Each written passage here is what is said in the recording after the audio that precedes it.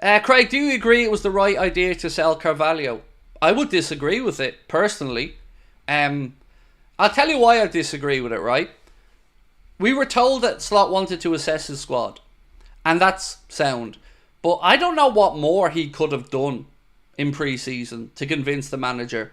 Scored in 2 games against United and Arsenal. Looked sharp when I seen him play.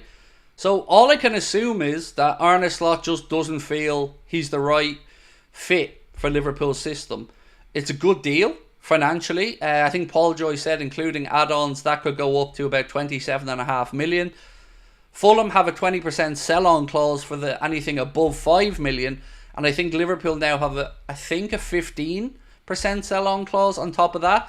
So it's a good deal financially for Liverpool for a player who's played very little football for us.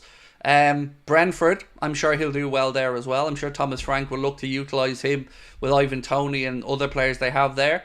But look, it was a surprising one, to be honest with you. I thought Fabio might have at least had a shot to try and prove himself. It's a 17.5% sell-on clause. Thank you for that. So look, let's start off with a poll on that. Were Liverpool right to sell Carvalho? Craig, sorry if you've already been asked, but any updates on Zubamendi? Thoughts on Carvalho? Personally, I think it's a great deal for both parties. Carvalho gets more game time. We get money for a 5th choice. Right, I'll work backwards from that one. The Carvalho deal, the numbers involved in it, I think, are more than fair for everybody. A little bit surprised that he wasn't maybe given half a season to show Arne Slot what he can do. I said this yesterday, I'll stand over. I'd sell Jones before I'd sell Carvalho, but Liverpool obviously got an offer that they deemed good value. Anything above the 5 million that we paid, 20% of that is going to go on to Fulham.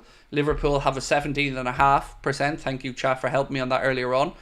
Sell-on clause on this, and Liverpool all in will see the deal, according to Paul Joyce, at about £27.5 million, including add-ons. So from that side, yeah, it's the numbers add up.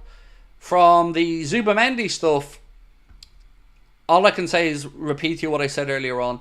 I've had nothing from the English side, so I haven't heard from David Lynch.